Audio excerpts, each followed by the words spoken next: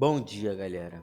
Hoje estamos aqui mais um dia, graças a Deus, graças a Cristo. Muito obrigado por hoje, pelo dia de hoje. Eu quero ouvir uma amém de todo mundo. 1, 2, 3 e amém. Obrigado, obrigado. Agora, então, hoje vamos falar sobre democracia, que é algumas coisas no nosso país que às vezes a gente tem, às vezes não. Pode ser que sim, pode ser que não. Então a gente tem algumas dúvidas na nossa mente. E hoje, bate no peito, eu tô aqui para desvendar conhecimentos, deslumbrar seres imaginários, tirar dúvidas de vocês, ok? Não sei se vocês estão me entendendo, mas eu quero ser muito claro. Então, tudo bem, muito obrigado pelo dia de hoje. Meu nome é Iago, nosso representante da turma. Vocês sabem quem são? São a equipe mais linda aqui da gente que tem aqui. Então, muito obrigado. Hoje estamos aqui, graças a Deus, certo? Amanhã estaremos aqui de novo.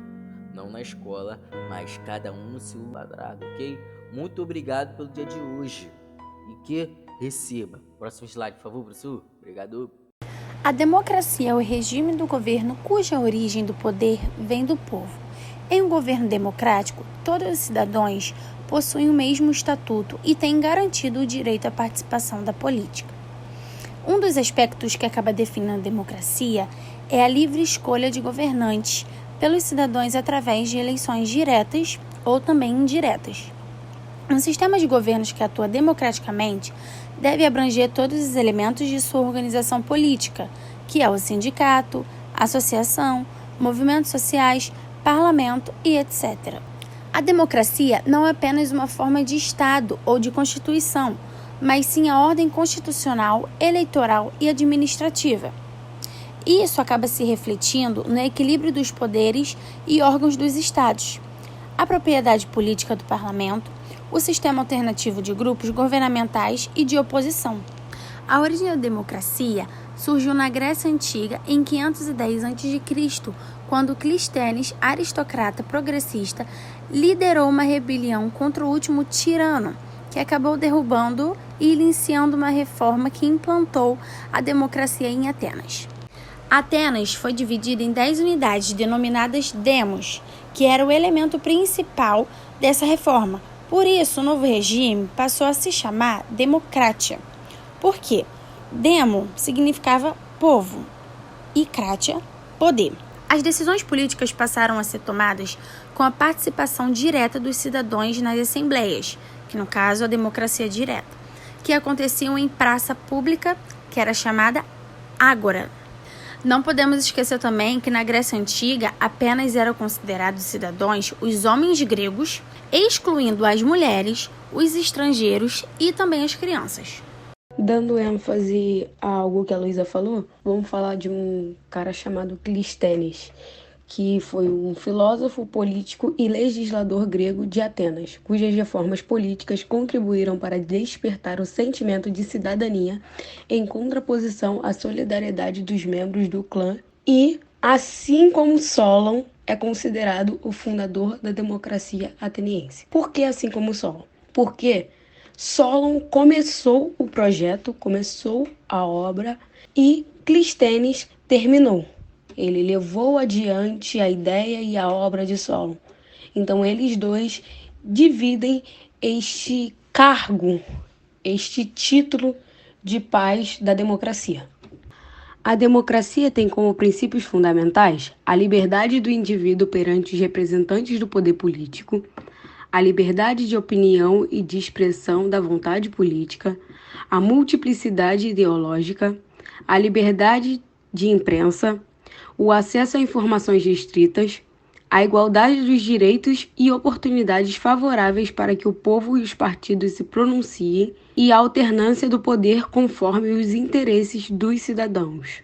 Bom, de uns tempos para cá, o conceito de democracia mudou e atualmente divide-se em 3 tipos, que é a democracia direta, a democracia indireta ou representativa e a democracia participativa.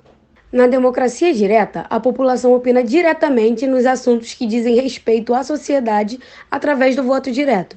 seja ele em formato de assembleia ou de consultas populares. Esse sistema de democracia direta só é praticado em comunidades fechadas, e atualmente nenhum país possui esse sistema.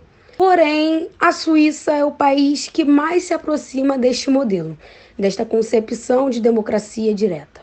Já no sistema de democracia indireta ou representativa, os cidadãos participam diretamente das escolhas dos representantes para as câmaras legislativas, sejam elas em nível municipal, estadual ou nacional. Porém, após a escolha do representante, este fica responsável por tomar decisões em nome do povo. E após eleitos, devem cumprir um mandato político e devem agir de acordo com as necessidades de quem o elegeu. Atualmente, a maioria dos países democráticos utilizam esse sistema, inclusive o Brasil, onde a população deve eleger vereadores, deputados estaduais, deputados federais, senadores, prefeitos, governadores e o presidente da República. E por falar em democracia direta e indireta, temos a democracia participativa, que é uma mistura dessas duas democracias. Neste modelo, existem eleições que escolhem e nomeiam membros do Executivo e do Legislativo. Porém, as decisões somente são tomadas através das pesquisas populares ou por meio da participação e autorização do povo. Bom dia a todos. Hoje eu vou falar sobre as diferentes concepções de democracia. Tem a democracia liberal, a social-democracia e a democracia neoliberal. Então, a democracia liberal é aquela em que o desenvolvimento das organizações econômicas e financeiras não está sujeito a restrições. Nela, os indivíduos desfrutam de completa liberdade de contrato entre si.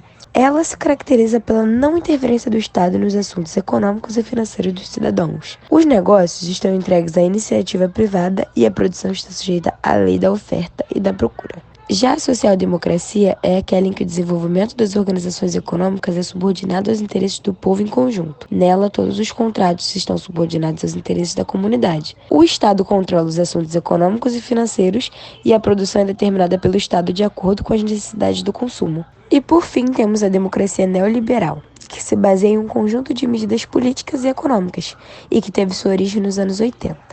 Esse tipo de democracia foi impulsado pelo presidente Ronald Reagan e a primeira-ministra britânica Margaret Thatcher. As principais características da democracia liberal são a diminuição do tamanho do Estado através de privatização de estatais e dos direitos trabalhistas. Igualmente, se abre as fronteiras para a maior circulação de capitais, empresas e, em alguns casos, pessoas. Agora eu vou falar um pouquinho sobre o legado da democracia grega. A democracia grega serve como fundamento para o conceito de democracia ao longo da história. Isso se dá porque ela se baseava em dois princípios. Isonomia, que vem de isos, que significa iguais, nomos, que significa normas ou leis. Todos os cidadãos são iguais perante as leis e devem cumprir as mesmas regras. E isegoria, que vem de isos, que como eu falei significa iguais, e agoreu, que significa na ágora ou assembleia. Todos os têm o direito à voz e ao voto, de falar e serem ouvidos para as tomadas de decisão. Assim, a participação dos cidadãos era a base do modelo grego. E ainda hoje, o direito à voz, ao voto e a igualdade perante as leis são as bases dos regimes democráticos.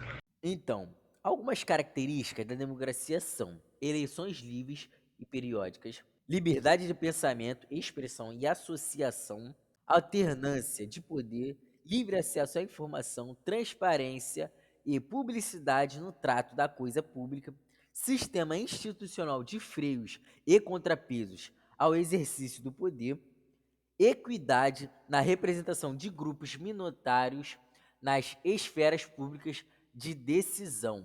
Bom, a democracia no Brasil é considerada ainda um regime político que não atinge todo o país. Sua instalação foi interrompida durante vários momentos da história no Brasil independente, como o Estado Novo e a ditadura militar. No período chamado Primeira República ou República Velha, não podemos afirmar que existia realmente democracia no país.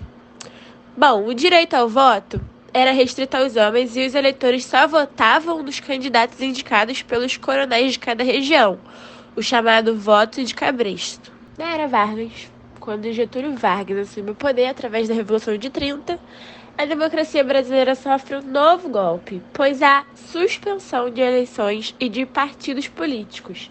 Devido à pressão popular em 1934, Vargas é obrigado a promulgar uma Constituição, que teria vida curta, somente 3 anos. Inicia-se o Estado Novo, onde as garantias democráticas são suspensas. A democracia voltaria somente em 1945, com a deposição de Vargas e a eleição do general Gaspar Dutra. Bom, pode mencionar a República Nova, instaurada em 1945, com a volta da democracia no Brasil, que se estenderia até 1965. Novamente, a democracia brasileira é interrompida por um golpe militar e uma ditadura que duraria 20 anos.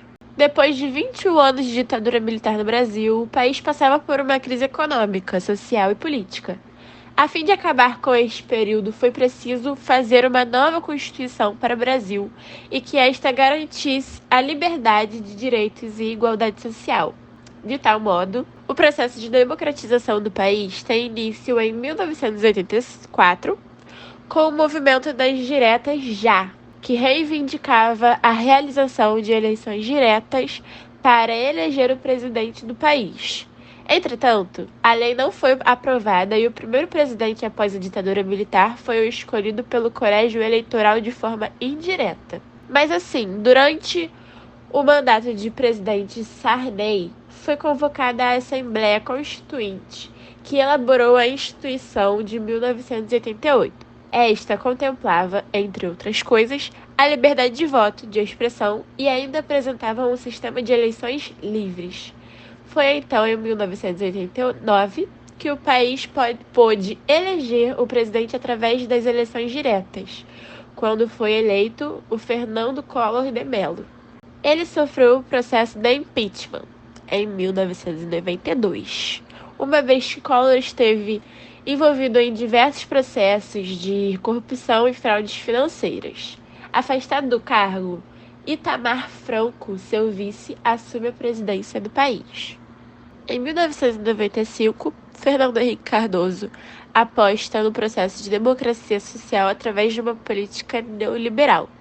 A partir de 2003, o Partido dos Trabalhadores assume poder com a eleição de Luiz Inácio Lula da Silva, que governou até 2011, por aí. Na sequência, foi eleita Dilma Rousseff, que pertencia ao mesmo partido e que governou o país até o primeiro semestre de 2016. Neste ano, alguns partidos insatisfeitos com a administração da presidente orquestram para afastá-la do poder. Conseguem acusá-la de improbidade administrativa e abrir o processo de impeachment, que culminaria no afastamento de Rousseff. Portanto, vale notar que a democracia no Brasil é constantemente interrompida. Também os problemas sociais, como a desigualdade social, e problemas políticos, como a corrupção, ainda não foram solucionados. Com isso tudo, podemos afirmar que a democracia no Brasil ainda está em construção.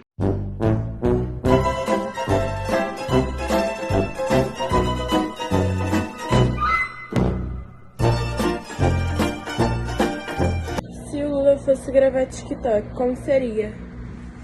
Faz o passinho do Romano, faz o passinho do Romano, mas aquela sarrada no ar.